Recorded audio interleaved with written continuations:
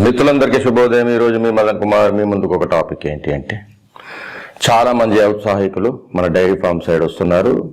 Highly educated and post graduates కూడా dairy ఫామ్ని ఒక వృత్తిగా ఎన్నుకోవడానికి చాలా ఇంట్రెస్ట్ చూపిస్తున్నారు. కానీ ఇక్కడ ఉన్న సమస్యలు ఏంటి అంటే, నిజంగా అన్ని డైరీ ఫార్మ్స్ లాభాల్లో ఉన్నాయా? ప్రతి డైరీ ఫామ్కి ఎంతైతే ఖర్చు పెడుతున్నారో ఆ ఖర్చులు పోను వాళ్ళకి మిగులుబాటు సరిగా ఉందా అనేది చూసినట్టయితే కొంత ప్రశ్నార్థకంగా ఉంది. ఎందుకు ఇలా జరుగుతుంది? మరి డైరీ ఫామ్ అనేది పాలకి పాల ఉత్పత్తులకు అంత డిమాండ్ ఉన్నప్పటికీ కూడా ఎందుకు ఇలాంటి పరిస్థితి? రైతులు సంతృప్తిగా ఉండలేకపోతున్నారు. నిజంగా చెప్పాలంటే కూడా లాభాలు రావడం లేదు. దీనికి ప్రత్యేకమైన కారణాలు ఏంటి అండ్ మనం ఏమి ప్లానింగ్ చేసినట్టయితే మనము లాభాల్లో ఉంటామనేది ఈరోజు టాపిక్. ఖచ్చితంగా డైరీ ఇండస్ట్రీ అనేది చాలా మంచి ఒక వృత్తిగా ఎన్నుకోవడానికి సరైనదే.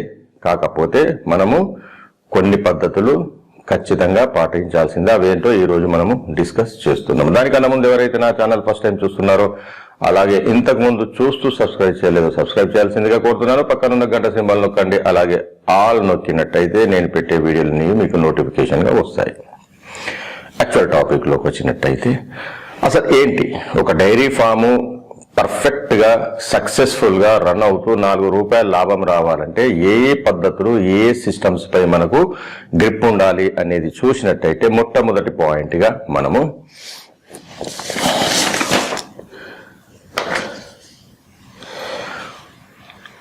ఫీడింగ్ పై అవగాహన లేకపోవడం. పాడి పశువులు లక్షల రూపాయలు పెట్టి కొంటున్నారు, ₹1,30,000, ₹1,50,000 పెట్టి కొంటున్నారు. కానీ వాటికి ఎలాంటి ఫీడింగ్ ఇచ్చినట్టయితే దాని జన్యుశక్తి మీద మనం పాలు తీయచ్చు అనేది చాలా వరకు నేను అబ్జర్వ్ చేసిన నుండి. నేను ఈ యూట్యూబ్ ఛానల్ 2021లో పెట్టాను. అప్పటి నుండి ఇప్పటి వరకు కూడా ఇంకా పెద్ద పెద్ద డైరీ ఫార్మర్స్, ₹1,00,00,000, ₹2,00,00,000 పెట్టిన డైరీ ఫార్మర్స్ కూడా కన్ఫ్యూజన్లో ఉన్నారు. అండ్ సైంటిఫిక్ ఫీడింగ్ ఇవ్వడం లేదు. అంటే ఏంటి? ఫీడింగ్ పై అవగాహన లోపం. మరి ఏంటి ఫీడింగ్ అనేది ఎలా ఉండాలి అని చూసినట్టయితే చాలా రకాల ఫీడింగ్ సిస్టమ్స్ ఉన్నాయి. నేను చాలా వీడియోలు పెట్టాను. అందులో ముఖ్యంగా తీసుకున్నట్టయితే ట్రెడిషనల్గా మనము గత దశాబ్దాలుగా వాడుతున్నది ఏదంటే ఉందంటే పచ్చిగడ్డి, ఎండుగడ్డి దాన. ఈ పచ్చిగడ్డి, ఎండుగడ్డి దాన ఎంత ఇవ్వాలి, ఎలా ఇవ్వాలనేది అవగాహన సరిగా ఉండడం లేదు. సో పచ్చిగడ్డి అయితే మనం 30 కేజీలు ఇవ్వాలి ఒక రోజుకి. నేను చెప్పేది ఏదైనా ఒక రోజుకి, ఉదయం 15, సాయంత్రం 15. ఎండుగడ్డి అయితే 8 కిలోలు, ఉదయం 4, సాయంత్రం 4 దాన.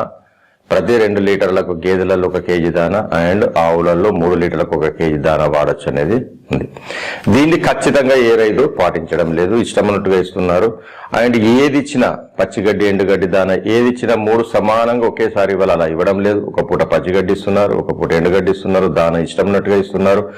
దానా కూడా ఒక బ్యాలెన్స్డ్గా ఉండాలి. ఆ దానా కూడా అన్ని సమపాలల్లో ఉండడం లేదు. ఎన్నో ఫార్ములాస్ పెట్టినాను, బట్ స్టిల్ ఏదో ఒకటి మాత్రమే ఇస్తారు. అంటే ఏదన్నా ఒకటి అంటే తౌడు ఇస్తారు, లేకపోతే నూనె గింజల చెక్క ఉండదు, లేకపోతే బియ్యం ఇస్తారు. ఇలా ఏదో ఒకటి ఇస్తున్నారు తప్ప బ్యాలెన్స్డ్ ఫీడింగ్ అనేది ఉండడం లేదు. దానా మనం ట్రెడిషనల్గా పర్ఫెక్ట్ దానా అనుకుంటే ఏమనుకున్నాము? 30% మొక్కజొన్న, 20% నూనె గింజల చెక్క, 30% పప్పు ధాన్యాల పొట్టు అండ్ 20% తౌడు అనుకున్నాము. ఈ రకంగా మీరు ఇచ్చినట్టయితే స్టాండర్డ్గా ఉంటుంది. మరి ఎంతమంది పాటిస్తున్నారనేది నాకు తెలియదు. ఈ తిండికి సంబంధించి సరిపోయేంత నిల్వలు ఉండడం లేదు. సపోజ్ పచ్చిగడ్డి ఎంత ఉండాలి మనకి, ఎండుగడ్డి ఎంత ఉండాలి నిల్వ, అండ్ దానా దినుసులు ఎలా ఉండాలనేది అవగాహన ఉండడం లేదు రైతుకు. ఉదాహరణకి ఏం చెప్తున్నాను, మీరు సీజన్లో తీసుకున్నట్టయితే వరి 2 సీజన్లలో వస్తుంది. ఆ 2 సీజన్లలో అయితే మీకు వరిగడ్డి దాదాపుగా కొందరైతే ఫ్రీగానే ఇస్తారు. మనం వెళ్ళి కలెక్ట్ చేసుకొని రావడమే ఉంటుంది. బట్ మీరు బయట కుట్టి లాంటిది కొనాలంటే ₹7 నుంచి ₹10 కేజీ ఉంటుంది. వరిగడ్డి అయితే ₹4 నుంచి ₹5 కేజీ ఉంటుంది ఆఫ్ సీజన్లో అయితే. సో మీకు ఎట్లా ఉండాలంటే నిల్వ చేసుకునే ప్లానింగ్ అనేది ఉండాలి. పచ్చిగడ్డి కూడా అసలు ఎంత అవసరం, ఒక పాడి పశువుకి ఎంత అవసరం అనేది కూడా క్లియర్ కట్గా ఐడియా ఉండడం లేదు. సో ఎన్ని ఎకరాలు వేయాలి, ఎన్ని పశువులు ఉంటే ఎన్ని ఎకరాలు అనేది కూడా అవగాహన లోపం ఉంటుంది. అండ్ దానా విషయానికి వచ్చినట్టయితే మీకు సీజన్లలో సపోజ్ పత్తి సీజన్లలో పత్తి చెక్క చాలా చీప్ ఉంటుంది. సో కొన్ని చోట్ల వేరుశనగ చెక్క చీప్ ఉంటుంది. ఇండియా మార్ట్ యాప్ను వాడుకోండి, అక్కడ మీకు కొన్నిసార్లు క్లియరెన్స్ సేల్స్ అని చాలా తక్కువ రేటుకు దొరుకుతాయి. డైలీ మనం సెర్చ్ చేస్తూ ఉండాలి. ఇలా ప్లానింగ్ చేసుకున్నట్టయితే మీకు నిర్వహణ ఖర్చులు తగ్గించుకోవచ్చు. ఇందులో నేను ఏమంటున్నాను, తగినంత నిల్వలంటే ఏంటి? సపోజ్ పచ్చిగడ్డి ఉందనుకోండి, మీరు 10 పశువులు మెయింటైన్ చేస్తున్నారు, ఒక పశువుకు 30 కేజీలు అంటే ఒక రోజుకు 10 పశువులకు 300 కేజీలు కావాలా. దూడలతో సహా ఒక సంవత్సరానికి 365 రోజులైనా 400 రోజులు వేసుకున్నా కానీ మీరు 12,000 కిలోలు అంటే 120 మెట్రిక్ టన్నుల గడ్డి కావాలి. అంటే ఏంటి, సూపర్ నేపియర్ లాంటిది వేసినట్టయితే ఒక ఎకరాకి 120 మెట్రిక్ టన్నులు వస్తుంది. కాబట్టి మీకు ఒక ఎకరం భూమిలో 10 పశువుల నుంచి 12 పశువులు మెయింటైన్ చేయొచ్చు అనేది ఇక్కడ పాయింట్. మరి అంత పచ్చిగడ్డి వేసారా? అసలు టైంకి పచ్చిగడ్డి లేదంటారు. ఇప్పుడు యానిమల్స్ పాలు కన్సిస్టెంట్ గా మంచిగా ఇవ్వాలి అంటే ఆ ఫీడింగ్ సిస్టమ్ అనేది ఒక్కసారి సడన్ చేంజ్ ఉండకూడదండి. సో స్లో చేంజ్ ఉండాలి.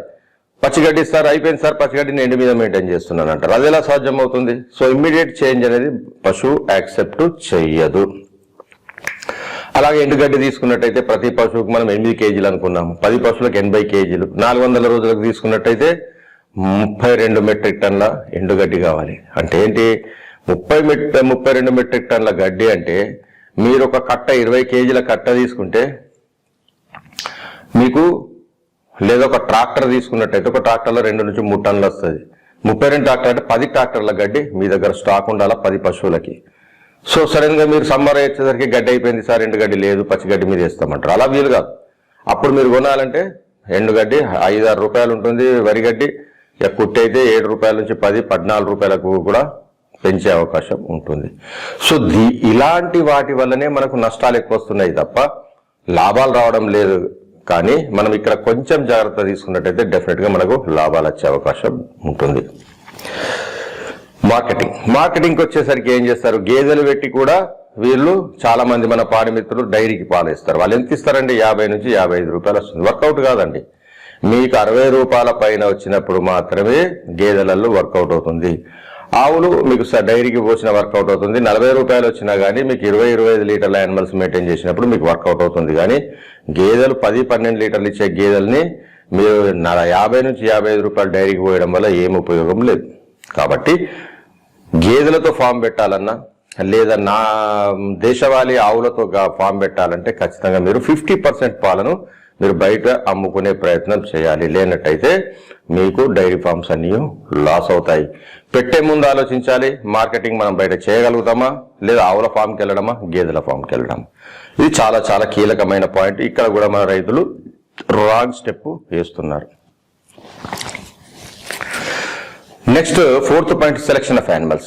1,30,000 1,50,000 పెట్టి పశువులు కొంటున్నారు కానీ ఆ సెలెక్షన్ అనేది ప్రాపర్ గా చేయడం లేదు.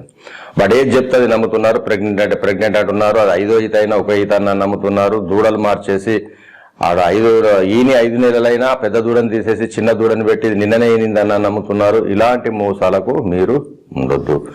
అండ్ డబ్బులు పెట్టినప్పుడు మీరు ఖచ్చితంగా దాని యొక్క బ్రీడ్ క్యారెక్టర్స్, దాని పొదుగు లక్షణాలు, పాలిచ్చే లక్షణాలు, పాలు పిండుకొని మరీ చూసి 3 పూటలు పిండుకొని మీరు స్వయంగా చేతులతో పిండుకొని చూసి తీసుకురావాలి. మ్యాస్టైటిస్ అలాంటివి కానీ ఏదైనా డిఫెక్ట్స్ ఉన్న పశువులు ఎట్టి పరిస్థితులలో కొనకూడదు.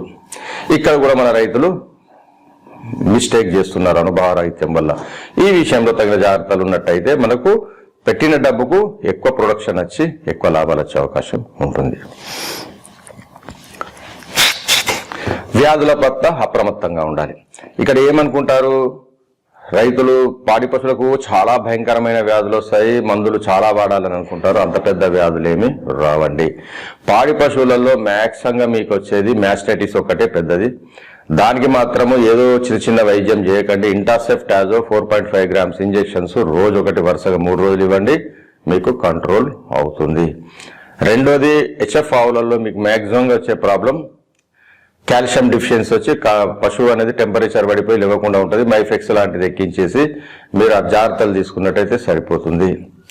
ఒక్కొక్కసారి థైలేరియా కూడా వచ్చే అవకాశం ఉంటుంది. ఆ థైలేరియా అనేది కళ్ళు తెల్లబడిపోయి రక్తం తగ్గిపోతుంది. కాబట్టి అప్పుడు మీరు డాక్టర్ గారి సలహాపై మంచి మెడిసిన్స్ వాడడం చాలా ముఖ్యం.